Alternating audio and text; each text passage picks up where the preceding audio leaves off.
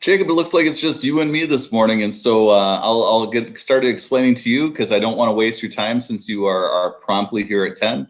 If anybody jumps in, then you'll be able to dip out if they've got any additional questions. Today, what we're going to be working on is just the second section of your Chapter 29 text questions, and so my introduction today can be really brief.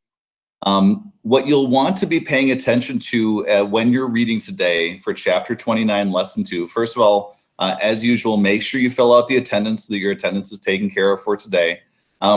This section that you're going to be studying today, when you read from your textbook and you're taking a look at Ronald Reagan is very much the person that modern Republicans see as what true republicanism should look like. And so we're going to find that for Ronald Reagan, he is going to bring us back to the ideas of the 1920s. So I want you to be thinking about that as you're reading. Notice how Ronald Reagan, as you read about his policies, has a love for what we studied during the beginning of this semester with Harding, Coolidge, and Hoover when we played our stock market game. That is the policies that we're going back to, especially being very much in favor of helping to build business. And he really doesn't like a lot of the regulations that we have during the 1940s through the 1960s. So he's trying to get rid of a bunch of those. Notice also how hawkish Ronald Reagan is. He is going to be involved in creating the Reagan Doctrine. And you're going to find that unlike what we had in the previous generation, where people were turned off by Vietnam and frightened about foreign policy, Ronald Reagan's going to get very aggressive about building up our military.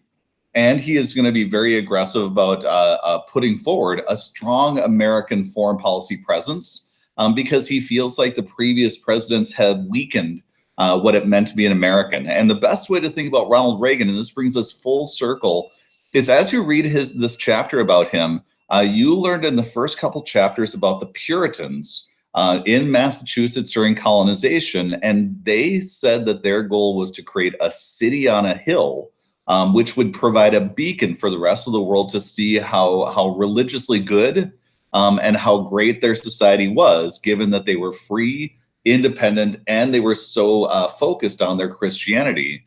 This becomes one of Ronald Reagan's famous sayings. And so he is going to claim these things. Number one, he's going to say that it's morning in America. So if you've noticed that for Republicans especially, they're very patriotic. A lot of the times they're very focused on tradition and values and American ideals, and the idea of American exceptionalism, that perhaps America is not just a good country, but the best country on the face of the planet, is something that Ronald Reagan really brings back during this time period.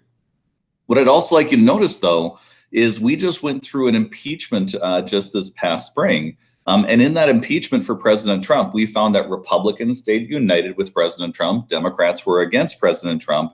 The first time that we saw that sort of behavior taking place following Watergate is the Iran-Contra scandal. So for tomorrow, what I'd like you to do is have an understanding of what was Ronald Reagan up to, because the Reagan presidency is going to be engaged in some illegal activities. But the argument is going to be that it's for a really good cause of stopping communism.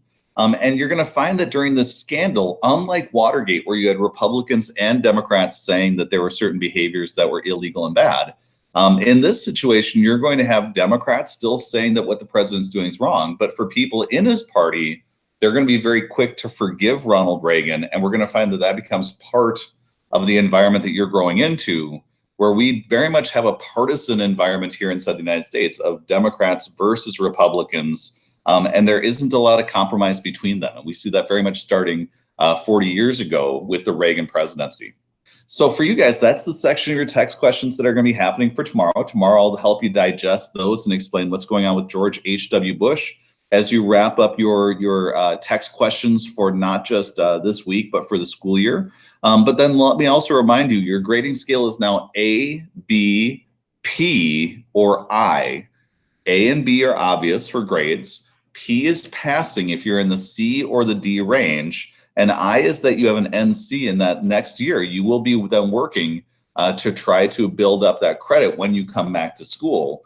Our goal is over the next couple of weeks to make sure that that grade gets as good as you can make it, or to protect it. And so for those of you who are in a good grade situation, or your grade is not going to be moving very much, get your text questions done, and your grade will be cemented. On the other hand, if you're somebody who's missing a good amount of stuff, make sure you're getting that turned in and send me a message so that I know what I'm looking for, so you can see your grade get corrected as quickly as possible. Feel free to share with me any questions or problems that you guys are having, but otherwise, enjoy your day. Good luck with that set of text questions. And then tomorrow we will look at the end of the 1980s, beginning of the 1990s, and we'll give you a quick wrap up of what was going on with the rest of history from the time of Clinton all the way to present. You guys have a great day. Let me know if you got any questions.